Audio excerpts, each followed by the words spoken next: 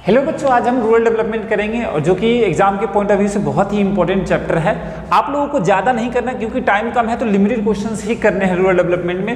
Limited topic में लिख देता हूँ यहाँ पे, जैसे रूरल डेवलपमेंट का डेफिनेशन आप कर लीजिएगा, सोर्स ऑफ रूरल क्रेडिट कर लीजिएगा, नाबार्ड पूछ सकता है, self help group, RRB, organic farming, agriculture diversification से बहुत ज़्यादा चांसेस हैं क्वेश्चंस पूछने के, तो एग्रीकल्चर डाइवर्सिफिकेशन जरूर कर लेना और एग्रीकल्चर मार्केटिंग।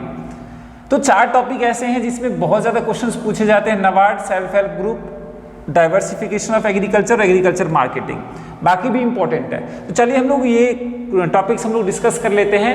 बहुत कम टाइम में हमें डिस्कस करना है, 10-10 मिनट का वीडियो बनाऊंगा हर चैप्टर का, उसमें से आपका सारे टॉपिक्स क्लियर हो जाएंगे।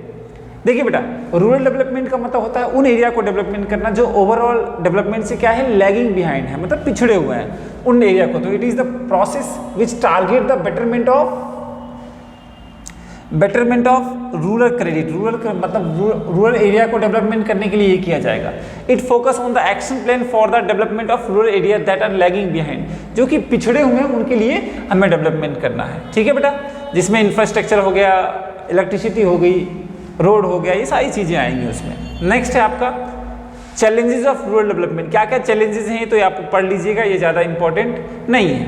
अब देखिए, नीड फॉर रूरल क्रेडिट। आप गांव में जाइएगा, किसी रूरल एरिया में क्रेडिट 3 टाइप के होते हैं। एक शॉर्ट टर्म के लिए होता है और एक मीडियम टर्म के लिए होता है, लॉन्ग टर्म के लिए। शॉर्ट टर्म के लिए 1 साल तक होता है, 6 से 12 मंथ, 6 to 12 मंथ के लिए। मीडियम टर्म जो होगा वो 5 ईयर्स तक होता है, और लॉन्ग टर्म 5 से 20 ईयर्स तक के लिए ये लॉन्ग टर्म में आएगा। ठीक है बेटा, आगे बढ़ते हैं। Source of rural credit. Rural credit 2 होते हैं, एक होता है इंस्टीट्यूशनल, एक होता है नॉन इंस्टीट्यूशनल। जहाँ पे इंस्टीट्यूशनल नहीं है वहाँ पे पहले क्या होता था कि नॉन इंस्टीट्यूशनल सोर्सेज ज़्यादा होते थे। आज के टाइम में हमारे बैंकिंग सिस्टम, मॉनेटरी सिस्टम इतना स्ट्रांग हो गया है कि रूरल बैंकिंग सर्विसेज भी रूरल एरिया में एक्सेस है।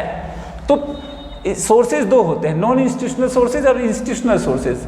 नॉन इंस्टीट्यूशनल सोर्सेज में कौन आएगा? मनी लेंडर्स आएंगे, लैंडलॉर्ड आएगा, ठीक है, फ्रेंड्स आएंगे, रिलेटिव्स आएंगे। और इंस्टीट्यूशनल सोर्सेज में जितने भी क्रेडिट कोऑपरेटिव सोसाइटी है, आरआरबी है, नाबार्ड है, सेल्फ हेल्प ग्रुप है, ये सारे जितने भी हैं वो कोऑपरेटिव इंस्टीट्यूशनल सोर्स में आ जाएंगे। ठीक है बेटा, देखिए cooperative society, RRB, commercial bank, NABARD.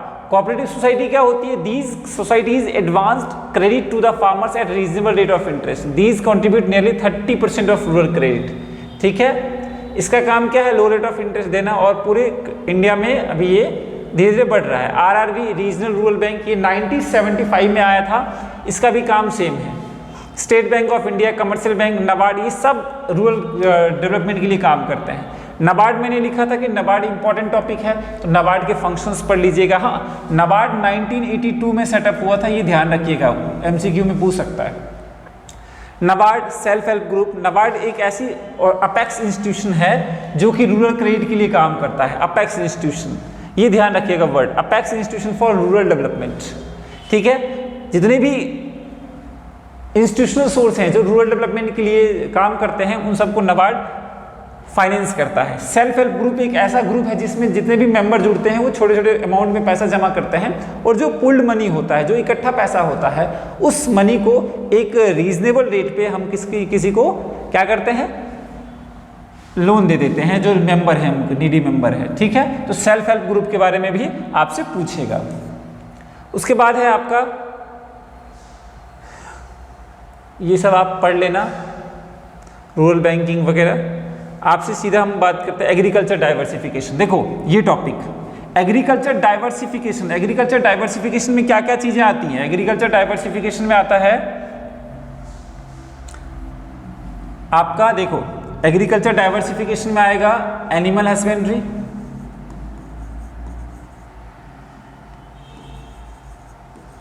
Animal husbandry को ही बोलते हैं, या लाइव स्टॉक भी कह सकते हैं, लाइव स्टॉक हो गया। नेक्स्ट है आपका फिशरीज, हॉर्टिकल्चर और डेयरिंग। लोग करते क्यों हैं?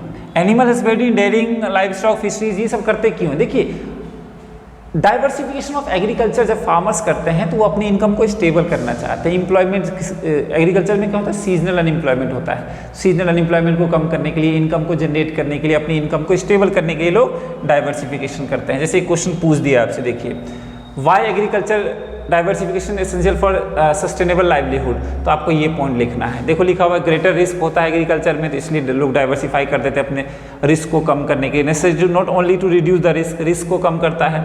और लिखा हुआ देखो much of agriculture employment activities are connected concentrated in the kharif फसल, but during the rabi season in area where there is inadequate irrigation facility it becomes difficult to find gainful employment। मैंने बोला ना कि आपको डिस्गाइज्ड अनएम्प्लॉयमेंट होता है agriculture में, तो एग्रीकल्चर में अनएम्प्लॉयमेंट को कम करने के लिए लोग क्या करते हैं, डाइवर्सिफिकेशन ऑफ एग्रीकल्चर करते हैं, रिस्क को कम करने के लिए, एम्प्लॉयमेंट जनरेट करने के लिए, ठीक है, स्टेबल ऑफ इनकम को करने के लिए। देखिए इसी में आता है एनिमल एग्रीकल्चर डाइवर्सिफिकेशन में एनिमल हस्बेंड्री, फिशरीज। हमारे इंडिया में 70 मिलियन लोग एनिमल हस्बेंड्री में काम करते हैं, 70 मिलियन यानी 7 करोड़ कह सकते हैं अब। फिशरीज हो गया, फिशरीज भी बहुत बड़ा रोल प्ले करता है एग्रीकल्चर डाइवर्सिफिकेशन में। हॉर्टिकल्चर हो गया, हॉर्टिकल्चर से एक ध्यान रखिएगा, हॉर्टिकल्चर से एक लिंक है गोल्डन रिवॉल्यूशन का। गोल्डन रिवॉल्यूशन जो है बाबू, ये आता है 1991 से 2003 के पीरियड को गोल्डन रिवॉल्यूशन बोलते हैं, जो किसके लिए आया था, हॉर्टिकल्चर के लिए या हनी के लिए, फ्लावर्स वगैरह फ्रूट्स वगैरह में होता है सब। तो हॉर्टिकल्चर फ्लावर फ्रूट्स वगैरह से रिलेटेड है, ये पूछेगा। कॉटेज हाउसेज इंडस्ट्रीज ये सब पढ़ना है, ये सब भी आता है। नेक्स्ट है ऑर्गेनिक फार्मिंग। मैंने बोला था ऑर्गेनिक फार्मिंग जो है आपका इंपॉर्टेंट है, तो ऑर्गेनिक फार्मिंग या सस्टेनेबल डेवलपमेंट। ऑर्गेनिक फार्मिंग का मतलब होता है विदाउट केमिकल यूज़ किए आप क्या कर रहे हैं, फार्मिंग कर रहे हैं। तो इसके फायदे भी है, कुछ नुकसान भी है। फायदा क्या है कि renewable resources, discard of renewable resources, environment friendly होते हैं, लाइफ को सस्टेन करता है, टेस्टी हेल्दियर होते हैं, खर्चा कम लगता है, इनएक्सपेंसिव होता है। लेकिन डिमेरिट्स हैं। डिमेरिट्स क्या है कि आपका जो ऑर्गेनिक प्रोडक्ट्स होते हैं ना, उसकी लाइफ शॉर्टर होती है और ऑर्गेनिक फार्मिंग का प्रोडक्शन भी बहुत कम होता है, ठीक है। Disparity of supply demand, time indeed, high MRTP, lack of special infrastructure नहीं है, क्योंकि ऑर्गेनिक फार्मिंग के लिए आपको क्या चाहिए, स्पेशल इंफ्रास्ट्रक्चर चाहिए। तो ये टॉपिक आपको कवर करने हैं किसमें, और रूरल डेवलपमेंट में, ठीक है बेटा। नेक्स्ट टॉपिक हम लोग नेक्स्ट चैप्टर करेंगे, बिल्कुल छोटे छोटे टॉपिक्स बनाऊंगा। अगर आपको कोई टॉपिक्स पढ़ना हो ना, तो आप वीडियो को रोक के पढ़ सकते हैं, ठीक है बेटा। थैंक यू, मिलते हैं नेक्स्ट वीडियो में।